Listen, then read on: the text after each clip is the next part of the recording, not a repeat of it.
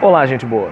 Eu sou o pastor Roberlan Julião, autor do 4º trimestre da revista Palavra e Vida da Convenção Batista Fluminense, que trata do fruto do Espírito, a verdadeira liberdade.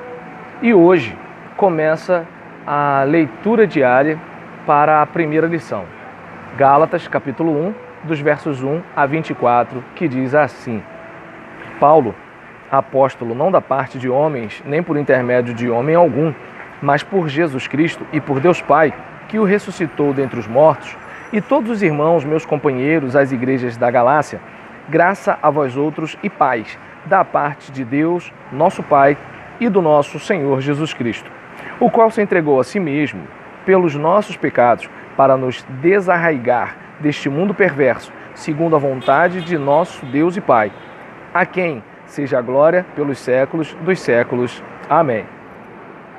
Admira-me que estejais passando tão depressa daquele que vos chamou na graça de Cristo para outro evangelho, o qual não é outro, senão que há alguns que vos perturbam e querem perverter o evangelho de Cristo.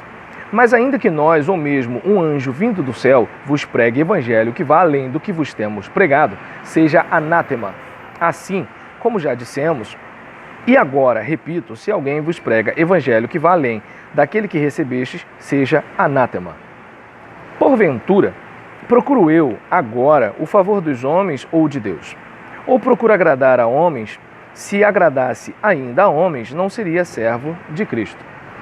Faço-vos, porém, saber, irmãos, que o evangelho por mim anunciado não é segundo o homem, porque não o recebi, nem o aprendi de homem algum, mas mediante revelação de Jesus Cristo, porque ouvistes qual foi o meu proceder outrora no judaísmo, como sobremaneira perseguia eu a igreja de Deus e a devastava.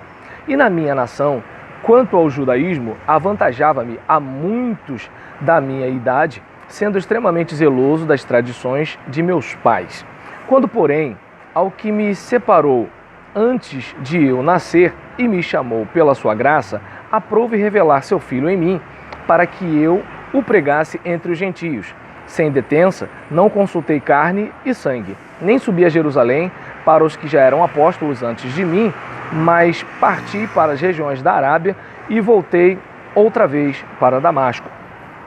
Decorridos 3 anos, então, subi a Jerusalém para avistar-me com Cefas e permaneci com ele 15 dias. E não vi outro dos apóstolos, senão Tiago, o irmão do Senhor. Ora, acerca do que vos escrevo, eis que diante de Deus testifico que não minto. Depois fui para as regiões da Síria e da Cilícia, e não era conhecido de vista das igrejas da Judéia, que estavam em Cristo. Ouviam somente dizer: aquele que antes nos perseguia, agora prega a fé que outrora procurava destruir. E glorificavam a Deus a meu respeito. E então, gente boa, é importante a gente observar que a gente sempre vai ser tentado a acreditar em alguma coisa além do que o texto sagrado está dizendo para nós. E que a gente esteja sempre se pautando no texto que nós temos como palavra de Deus e possamos nos agarrar ao Evangelho pregado por Jesus, registrado pelos seus discípulos para as nossas vidas.